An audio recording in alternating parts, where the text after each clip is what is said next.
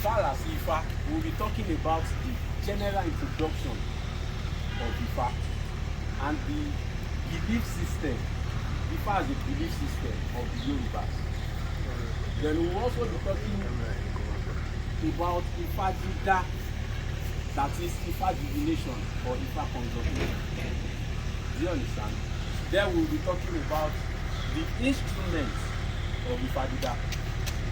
Do you understand? Now we'll also be talking about Iyerefa, which is the main body of today's lecture. How do we chant Iyerefa? What are the makings of Iyerefa? What are the contents of Iyerefa? Where can we find Iyerefa, that is the context of Iyerefa? Do you understand? To provide answer to those questions. So here with me, Moni Babalawo Ifawu. Àwọn ọlọ́dún ẹ fún wọn látọwọ́. Babalawo Ifawu yìí. Mo dẹ̀ ní ọmọ awo Ifákóredé. Ọmọ awo Ifákóredé ṣe pàdé ọkọ wọn. And myself, Babalawo Fatosin. Ẹ pàdé ọkọ mi náà. He came to do so thing. So Odu is also the witness to this creation of Olodumare. Do you understand? So Aye, this is the world. No matter the planets, no matter the anything, this is the world. So if I want to create Aye yìí, do you understand? Tá bá fẹ́ mọ̀ gbogbo nǹkan tó wà ní Aye, if we want to know everything about this Aye, we need to consult Odu. It is Odu that will now tell us Ifa. It means without Odu we cannot see Ifa, because Odu is the witness, and we have 256 Odus. These Odus are like angels. You can call them. If you want to ask Olodumare for anything, we need to get Odu, because we cannot talk to Olodumare directly. So Odu is the person that we summon, that will now come and tell us, so time, oh, God did this, Olodumare does that. Do you understand? Now, about Ifa, what are the details you can find in Ifa? Everything you can think about. Gbogbo nǹkan tí ẹ lè ronú nípa ẹ̀ ló wà nínú Ifa. The philosophical aspect of life, the psychological aspect of life, the mythology aspect of life, everything is embedded in Ifa. Spirituality. Every spirituality you can think of is inside Ifa. Am I communicating? So Ifa ni ohun ẹnu Olódùmarè tí a lè bá oríṣiríṣi nǹkan pàdé nínú ẹ̀. There's nothing new in this life that has not happened that you cannot find in Ifa. There's nothing new. If somebody is sick, it has happened before. If somebody is disappearing, it has happened before. If somebody died, it has happened before. So we can always find the traces of anything that happened in Ifa. Yoruba cosmology, we have a lot of things that we do. Yoruba culture, Yoruba tradition, anything we do in our Yoruba land is being doctored by Ifa. Mind this Ifa is not a magic that, okay, everybody just woke up one day and they started chanting Ifa and they all know Ifa. No, there's a prophet behind this Ifa. There's a prophet in charge. After Olodumare has used this Ifa, Olodumare gave it to a particular prophet. Can you know? Do anybody have any idea of that prophet? Orunmila. Orunmila, don't forget. This creation, let me break it down. We have Orunmila. Òrìṣà ńlá.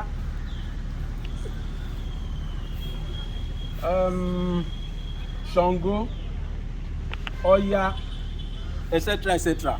Gbogbo àwọn òrìṣà wọ̀nyí ni Olódùmarè dá àti gbogbo ayé lápapọ̀. And Olódùmarè gave each one of them their different taxes and power. So Ifá yìí ni Olódùmarè fún Ọ̀rúnmìlà. Do you understand? So ó fún Ṣàngó ní lightning, ó fún Ọya ní atẹ́gùn. We are able to breathe in and out because Ọya is existing and Ọya was created. That is why you will see everywhere in the world, if they worship Ọya and Ṣàngó, there will not be heavy snow. There will not be heavy snow, because when Ọya took all the heat on the surface of earth and take it to the cloud, it is Ṣàngó that will now break it to the smaller particles and bring it down as a rain. Am I communicating? Now I don't want to deviate. I'm talking about Ifá and Ọ̀rúnmìlà. Ọ̀rúnmìlà is the one that is using this Ifá. Do you understand? So in the Yoruba cosmos, our way of life, dressing, spirituality is being extracted from Ifá. Our proverb, òwe Yorùbá inú Ifá ló wà, orin Yorùbá inú Ifá ló wà, ìjálá inú Ifá ló wà, ẹ̀sà inú Ifá ló wà. Everything you can think of as oral tradition is inside Ifá. How we greet our parents, how we show respect is inside Ifá. And there are some commandments in Ifá too. As we have it in the Bible, we have 60 commandments in Ifá. Do not steal, do not lie, do not go about with someone else's wife, do not, a lot of things. Ifá ní purọ́purọ́ máa kú, ó kú sínú iná. Ṣìkàṣìkà máa kú, ó kú sínú oòrùn. Olótìtọ́ nìkan ló kú, ó kú sínú pósí idẹ, ó fẹ̀yìn tàbùtẹ̀kẹ̀ dífá fún Ọ̀rúnmìlà. Ifá ń ṣàwó lọ sílẹ̀ aṣọ òtítọ́, ẹbọ làwọn ni ó máa mú ṣe. Ẹjẹ́ aṣọ òtítọ́ o, ẹjẹ́ aṣọ òdodo, ẹni tó bá aṣọ òtítọ́ ni máa lẹ̀ ń gbè. This Ifá verse is actually telling us that we should not lie, we should not steal. Whoever lies, whoever steal, or whoever do any evil thing will be punished. So that is that about Ifá, introduction to Ifá. Do you have any questions about that? No. Okay.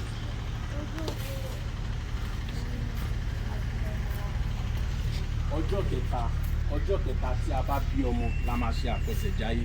Ẹni tó bá fẹ́ ṣiṣẹ́ náà, if you want to embark on a journey, you will consult Ifá. If you want to do a business, you will consult. If you will not run at lost, if you will gain, if it is actually your business, you will consult Ifá. If you want to get married, you will consult Ifá.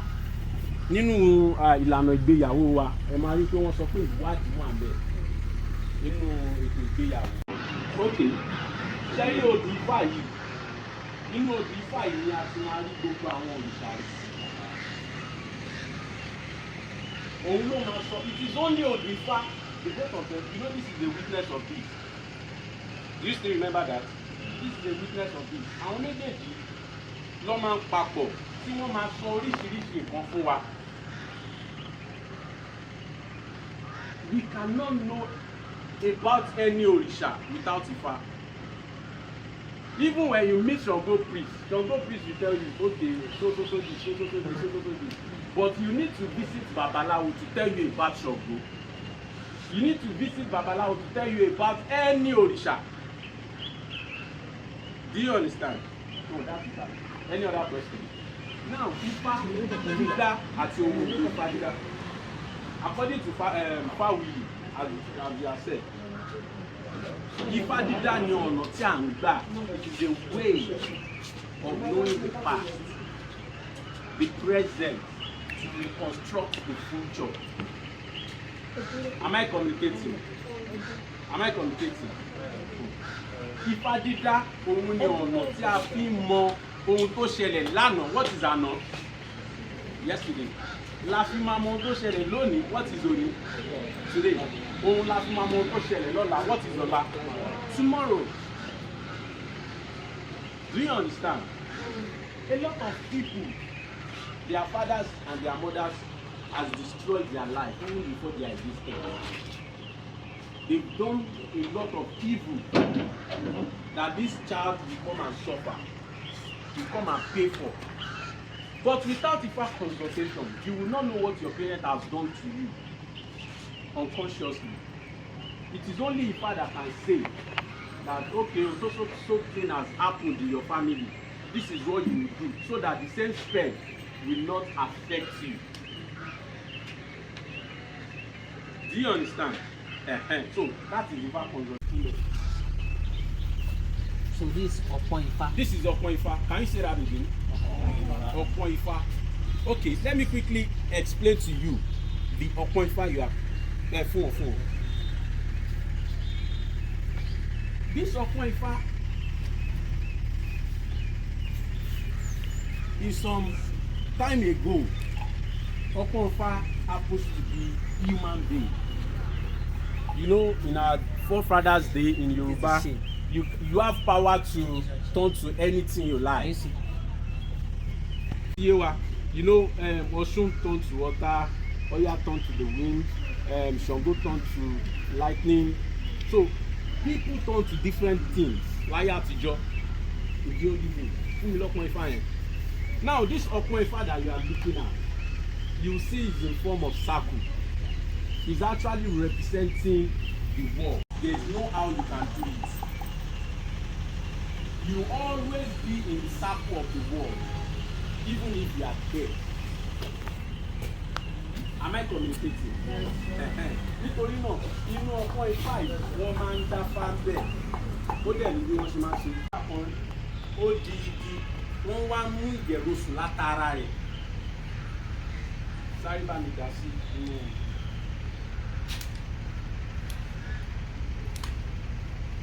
Èyí ni wọ́n pè ní agere Ifá. Some people will say agere, some people will say agere Ifá. Wọ́n máa ń kó Ifá sínú rẹ̀ ní see there is a space. Can you all see it? Agere Ifá, can you all see it?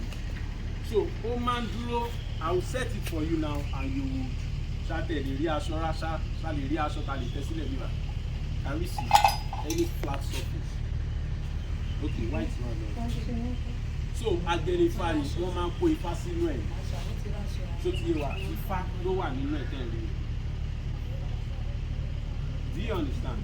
Ifá ló wà nínú ẹ̀ tẹ́ ẹ̀ rí. This is Ifá. This is Ike Ifá yìí. Okay, you can pass it around. Eléyìí kọ́ ni wọ́n fi ṣe po. This is not abira. Àpò abira. So ti yé. Òun ni wọ́n máa ń kó gbogbo.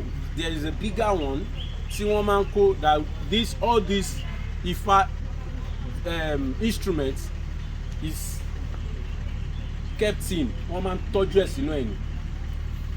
So it's just like your school bag where everything will be there. The Ọpọ́n Ifá will be there, the Ìrọ̀kẹ́ Ifá will be there, everything will be there. So if you want to use them, you bring it. You understand? You understand? It means I respect you and I'm giving you kind of respect with this Ìrùkẹ̀rẹ̀. Ṣètìyé. So that is Ifá divination. We use this instrument for any divination you want to do.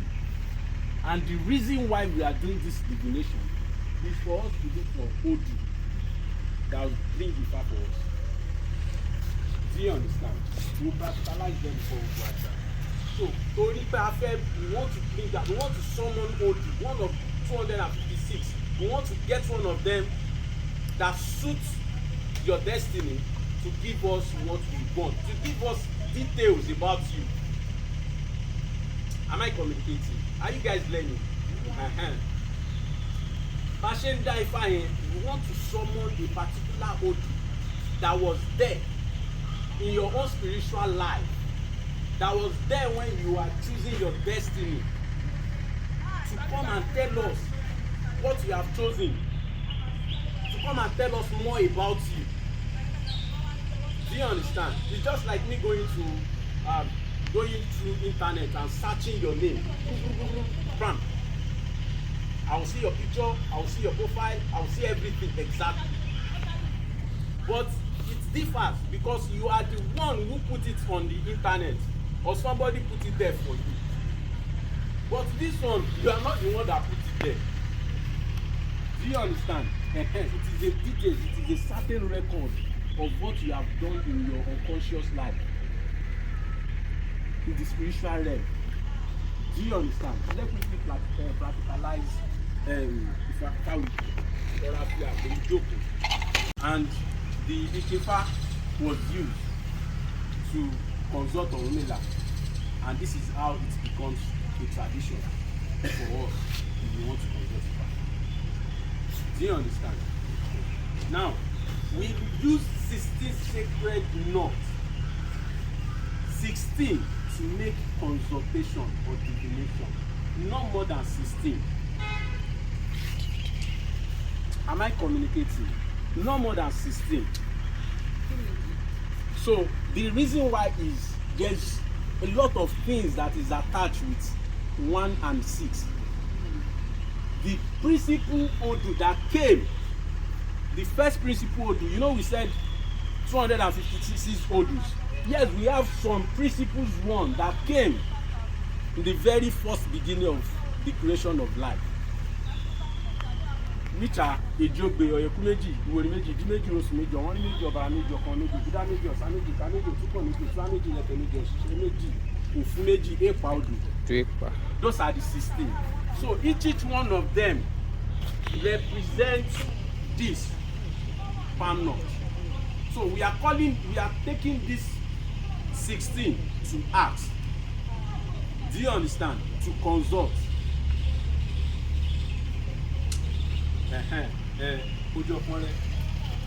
Head on the top. Do you all remember that? This is that head. You know that head. It means there is one supreme being that is looking at every one of us. There is one supreme being that is in charge of all creations. Some people will say it is Ojuesu, but it is actually not. Do you understand? It is the head of the supreme being. It means the creation of life. You know, I told you it symbolizes the world. Do you understand? So there is somebody, someplace, somewhere that created the world. And the head of that person is always represented on the Ifa. You can find more than one head that is okay there. Look at that. Bami yo meji yen sowo tun pada. Look at these two. When these two knot is left on his palm, he needs to represent it with only one mark on the Okon-Ifa tree. 2 represents 1 and 1 represents 2. Do you understand? Okay, let him go ahead. We are trying to summon a particular Odu.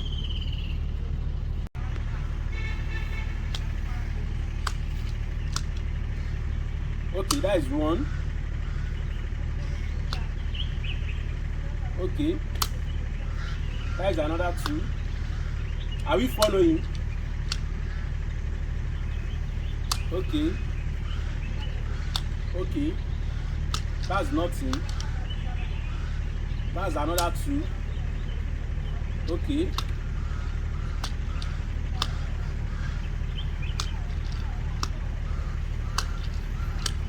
You keep going until 1 or 2 remains. Okay.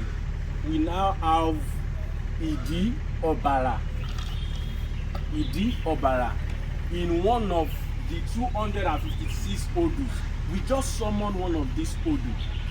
Keep doing it until you have 2 or 1 left on your hand. Now look at it. We have 4 here and we also have 4 here. Do you know? Are you seeing it? We have 4 marks like 1, 2, 2, 1. Do you see it? Now look at this Opele. We have 4 here and 4 here. That is the same thing with the Opele. That is the similarities.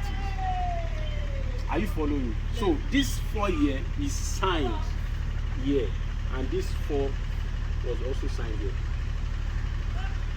Do you understand? So that is the 30 minutes more. No proof. Okay. Okay.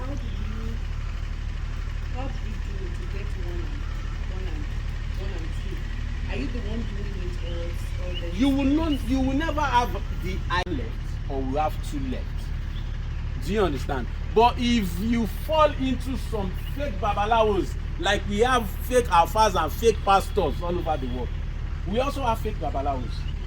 They can actually manipulate by letting one or two left because of their own selfish interest, and they will never be able to interpret for you because they don't know what they are doing. Do you understand? We have Nathan. I think we are done. We are still learning. Program, profession, yeah, and person.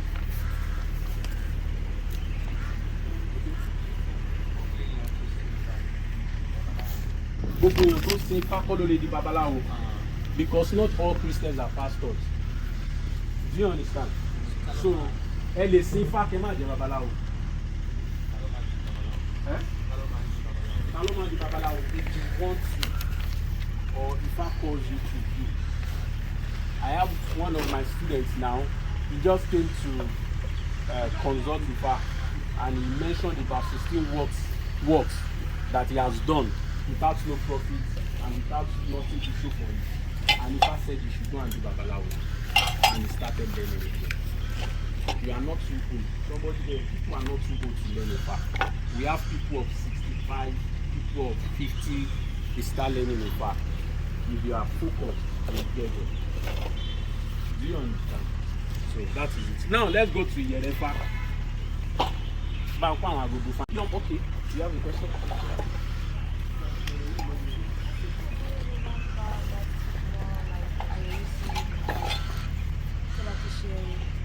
Divination. Shey Ifarida. Maybe 30 minutes. Between 30 minutes, we call what you're looking for. Do you understand? Gbogbo Ifá ló máa ní. Ifá is a method of searching for a particular problem. When Ifá searches for your problem, Ifá will provide solution to it, and the solution is always a sacrifice. Do you understand? Always a sacrifice. Ẹbọ rírú is always the solution. Because tí ẹnìkan ṣe nínú Ifá, maybe the old was talking about the Iroko tree that did not grow up, that people used to march all around, and later Ifá said Iroko should make sacrifice. The kind of sacrifice that Iroko made then, that was the sacrifice this person would make too. Because Iroko later left the small size and become a very giant tree. Do you understand? Ẹbọ tí Iroko rú nígbà yẹn náà lẹ́nu máa rú. Do you understand? Now, Yerefa is a medium of communication in Ifá. It means Ifá came first before Yerefa. Do you understand? Ifá is a medium of communication in Ifá. Then there is no telephone. There is no any communication instrument but Ifá, but Yerefa. This is one of the features or attributes of Yerefa. So then, when somebody is in America and somebody is in Nigeria, you can communicate with that person with Yerefa. Then, because there's a kind of power, there's a kind of echo, there's a kind of force that is pushing Yerefa to the other side of the communication. Do you understand? So, but now, Yerefa is one of the oral literature we have in Yoruba. Do you understand? Basically, it is being used by the babalawos. When you are learning Ifá, you also learn the Iyere. Do you understand? So, Iyere is according to research, Iyere is kind of the oral poetry from Orunmila. When Orunmila son, his first son, died, and he started crying. What happened to my child? What happened to my child? What happened to my child? So for people to console Orunmila, they hear him giving that kind of rendition that kind of oral rendition, and they started mimicking Orunmila to calm his tension, to console him. You know, this is how he started transforming from one dialect to another. Something that is somewhat long, and it has procedures, it has steps in it, it has content. Do you understand? We practicalize one. Iyerefa, you can meet Iyerefa in Ifa festival when they are pleasing to Ifa, maybe in the palace, in festivals of a particular chief or king, a ceremonial place, or when somebody died and they want to put that person in the place of the ancestor, they will recite Iyerefa. It has major content in it, powerful content in it. Do you understand? So why will you start Iyerefa now? And it is a kind of call and response. You need to respond to Iyerefa. So it is not done by an individual, but two or more individuals actually make Iyerefa. Because one person will lead, another person will chorus, or another person will acknowledge. You will all answer him by saying,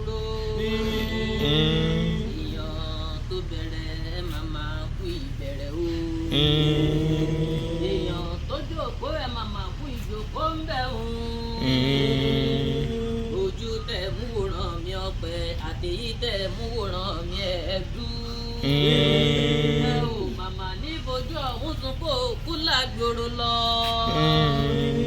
Ìyẹ̀rẹ̀ màmá là ó fẹ́ eré òní ṣe.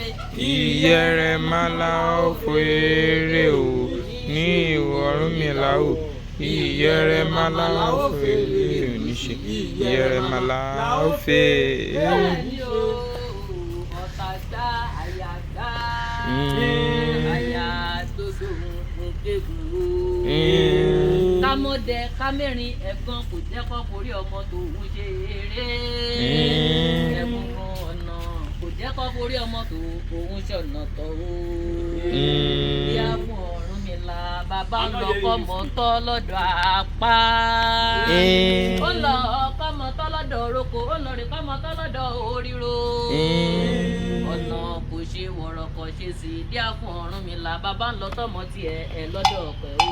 Ẹ̀rí àlọ́ pẹ́ lóhùn yóò gbé ìwà tayá tọmọ.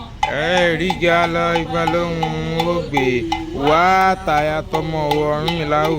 Ẹ̀rí gẹ́ alọ́ pẹ́ lóhùn ó gbé wá tayá tọmọ. Ẹ̀rí gẹ́ alọ́ pẹ́ lóhùn ó gbé wá tayá tọmọ. Can you see that he did was to greet you like an introduction? Èyí tó dúró ẹkú dúró èèyàn tó bẹ̀rẹ̀ ẹkú ìbẹ̀rẹ̀ o. Ẹ̀yin tẹ́ ẹ jókòó ẹ máa kú ìjókòó. The response is just like you saying, okay, we are listening to you, we are enjoying you. Do you understand? And if I will mistakenly said what he shouldn't say, we would not answer him. We just get quiet. You will know he's wrong somewhere. Then he will correct himself. Then we'll keep responding. So it's just like an acknowledgement. So tí ó bá sọ nǹkan tí ó yẹ kó sọ, we will not answer him at all. Do you understand? So bí Iyerefa ṣe rí nìyẹn. Nínú eré Ifá a ní agogo. This is agogo. We have a lot of musical instruments for Iyerefa. There is drums, there is ṣẹ̀kẹ̀rẹ̀, agogo, àjà. Ṣé àjà wà bí báyìí? Like supporting him to keep going. Do you understand? So bí Iyerefa ṣe rí nìyẹn, it is a kind of communication tí a máa ń lò, táwọn babaláwo máa ń lò. Àwọn babaláwo ló máa ń sọ Iyerefa. It is only babaláwo that can recite Iyerefa or that can chant Iyerefa. Do you understand? So do we still have time? ẹ bá mi wá mẹ́ni minutes tó kù. Babaláwo obìnrin wà. Babaláwo obìnrin wà. Obìnrin máa ń tẹfá. Obìnrin can become a babaláwo. But most of the time, obìnrin will use ọ̀pẹ̀lẹ̀, not Akifá. Do you understand? For divination. Because there's a kind of you know, Orunmila is obviously a male gender. So obìnrin o ayé ò fi bẹ́ẹ̀ sí fún obìnrin láti máa kó ike dá, because before you start using that ike for divination, you must go through a particular ritual. Do you understand? You must go through a particular ritual before you will be able to consult with Ikefa mẹ́rìndínlógún 16. Ṣótiyé. So obìnrin use ọ̀pẹ̀lẹ̀ most of the time. They don't use ike. But obìnrin can become babaláwo. I have sisters that can chant Ìyẹ̀rẹ̀fá, little sisters that can chant Ìyẹ̀rẹ̀fá very, very well. Do you understand? Any other question? Any other question?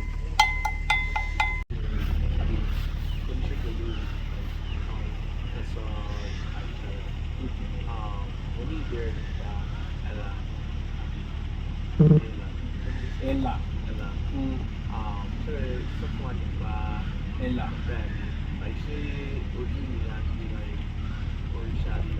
Okay. You want me to deviate a little bit? Okay. Ella.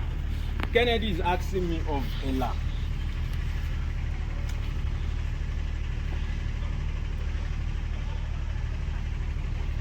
Ella, birth was just like Jesus Christ's birth. Do you understand? Just like, but Ella is not Jesus. Do you know there are a lot of similar things that can just happen under normal phenomena? Do you understand? Maybe they can give birth to you in a public hospital, maybe UCH. I can also give birth to my own child in UCH too. It does not mean you are me or you are my child. Do you understand? So Ella is one of the apprentice under Orunmila. Do you understand? But Orunmila loves Ella so much that he could not hide anything from Ella.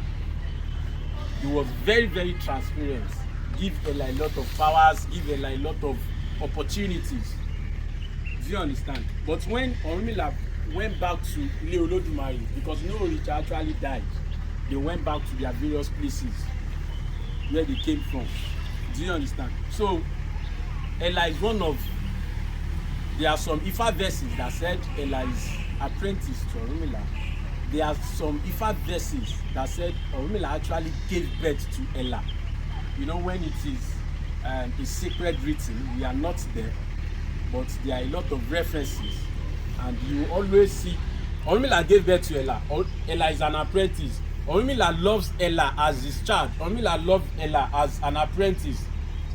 There's this common attachment that they love is there, and Ella is very close to Orunmila from the first story and the second story.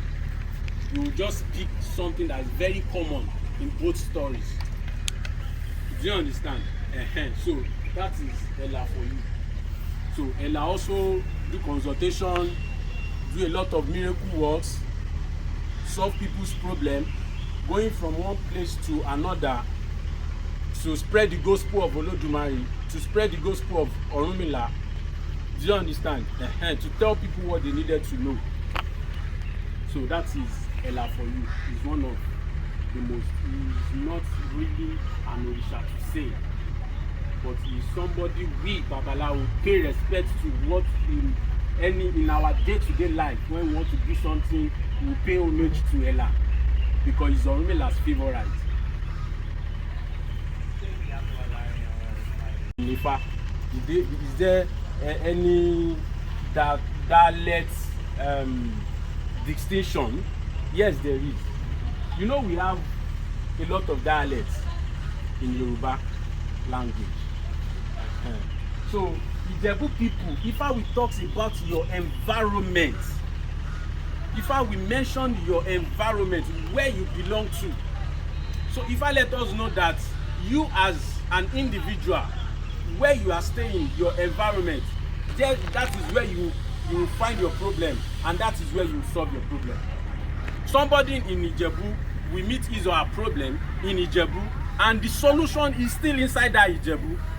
So when Ifa wants to talk, Ifa will talk about your environment. And I am an Ijebu man. I studied in Ijebu. I learned Ifa in Ijebu. When I came to Ibadan, there's a total difference in Ifa. But we have something very, very common that cannot be changed from one place to another. That is the Ifa instrument. You always find it anywhere. But our dialect, what you will find in our Ifa content, it differs. Ifa in Ijebu, we talk about places in Ijebu. Ifa in Oyo, we talk about places in Oyo. Am I communicating? So there is always a difference. When I recite Ifa verse in Ibadan, it will be strange to them. There are some notes, there are some languages I will use, there are some terminologies I will use in my Ifa. Don't belong to you. Do not criticize them, because this is how I put it there. This is how I put it there. If you want to do sacrifice in Oyo, they can just use 1 eko for you. But when you come to Ijebu, they can use 30 eko for you. Do you understand? That is how Orunmila programmed it. Orunmila has used what you can afford, what you can see, what you can access, has used it to make, has given it to you so that you will not stress yourself. That is why we Africans, we believe that we don't need savior from other countries to come and solve our problems. We believe that God, Olodumare, has given us our savior. Do you understand? And we are following it. That is why all over Africans there is Ifa there.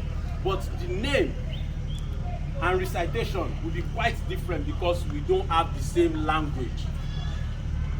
Am I communicating? Did I answer that question? Any other question? Okay.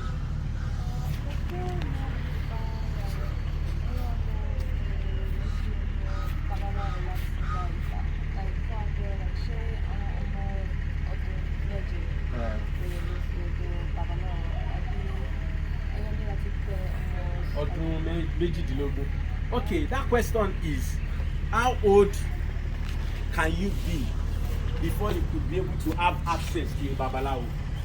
Now the answer is, there's always etiquette at this time.